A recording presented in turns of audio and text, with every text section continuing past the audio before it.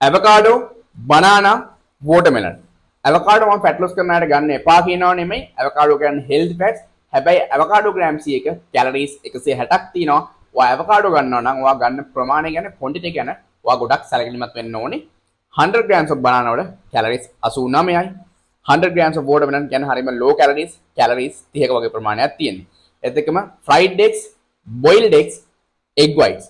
fried eggs වල ඔයා use කරන oil එක butter එක අනුව ඔයා දන්නේම නැතුව oil වැඩිපුර දැම්මොත් ඔයාගේ ඇඟට ලොකු calories ප්‍රමාණයක් ගන්න පුළුවන්. boiled egg එක calories 77යි. egg whites කියන්නේ හොඳ option එකක්.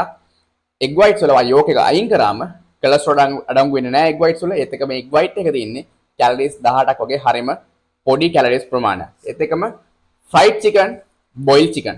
fried chicken වලත් එහෙමයි ඔයා use කරන oil එක butter එක අනුව ඔයාගේ ඇඟට දන්නේම නැතුව ලොකු calories ප්‍රමාණයක් යන්න පුළුවන්. ගොඩක් කට්ටිය deep fried කරනවා. ඒතර ගොඩාක් calories ප්‍රමාණයක් යන ප්‍රමාණය වැඩි ඇඟට. ඒත් එක්කම boiled chicken වල ඔයාගේ chicken වල තියෙන calories ප්‍රමාණය විතරයි ඇඟට යන්නේ. ඔයාගේ protein daily protein intake එක cover කරගන්න හොඳ option එකක්. ඒත් එක්කම yogurt, low fat yogurt, මේ කිරි.